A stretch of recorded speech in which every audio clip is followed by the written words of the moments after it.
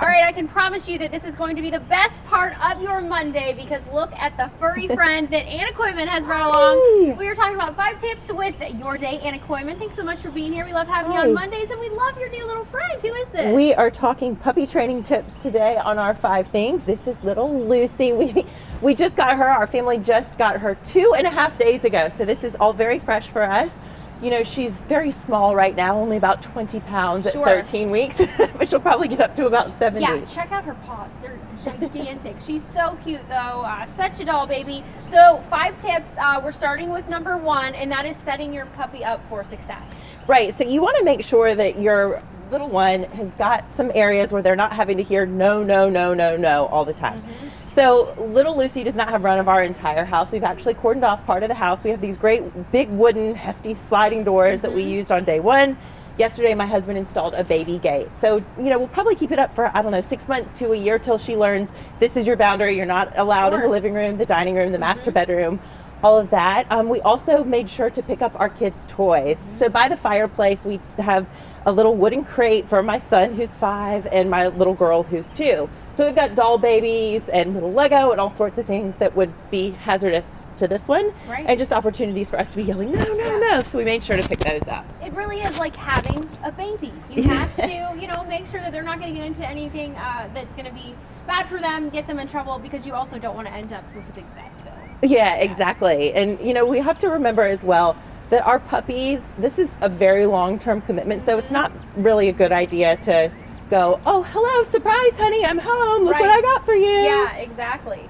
All right, so speaking of long-term, we're talking about crate training next. That's your second tip, and it's something that a lot of people think, oh, well, that seems cool because the puppy cries or they're unhappy in there, but that's not forever, right? That's right. In fact, she doesn't mind her crate at all because we have made it already a safe space for her. It's her own little security nest, and we make it positive. We say it's crate time, and we throw a little toy in there, and she runs in and we'll close it. We also make sure that she has plenty of exercise ahead of time so she doesn't have all this pent-up energy in there. What are you doing with that? That's not what that's for. And that's actually part of your tip, and she likes it, so that's a good sign too.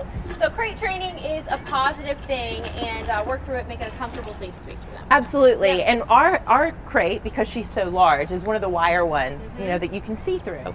And some of the tips that I've heard from trainers is that it's a good idea to put the towels around it on the outside. You know, you think about animals, dogs, where they're in the wild, they want to have that nice, safe, secure space, whether they're in a cave or huddled up next to some trees or bushes or what have you. So it's a good idea to do that.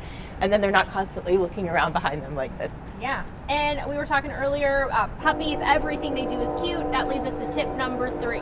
Tip number 3 is to, you know, look out, because when she's up and jumping at this size, it doesn't bother you too much. You think, oh, it's so cute, it's so cute. But when she's 70 pounds and we've got company coming over for a fancy dinner or something, it's not going to be cute anymore. So yes, I do believe you can teach old dogs new tricks, but at the same time, just set them up for success with some healthy boundaries early on. Yep. All right. And next, the way you talk to your pet is very important. That leads us to tip number 4. Don't yell, right? Don't yell. I mean, that's just basically teaching them that's what they should do when they're angry or upset, just like with our children, right? So our kids probably aren't going to enjoy us yelling. Our husbands aren't going to enjoy us yelling. The neighbors aren't going to enjoy us yelling either. So instead, use that big booming voice in a way that's just using your diaphragm, right? Just like we do in television, or if you're a singer or something like that.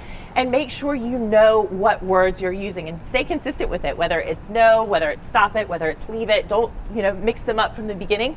They're just learning a vocabulary that is very small right now. Everything is new for them, so try to stay consistent with those words. And then finally, your puppy might make a mistake, right? It's all part of the learning process. But tip number 5, never hit your pet. Never hit your pet. You know, then you're teaching them that it's good to react in a violent way, right?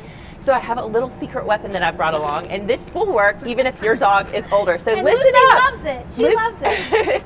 So what happens if she's not wanting to play with her toy and instead she's got mommy's underpants, or she's got daddy's socks or slippers, or God forbid a family heirloom or something like that. Instead of hitting her or yelling at her, watch this.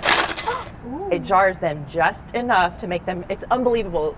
Try it at home and they'll just spit it right out. Right, a distraction, right? Yeah. It's like me. When something distracts me, I just, no. Just like a squirrel. Yes, exactly. That's me, Anna.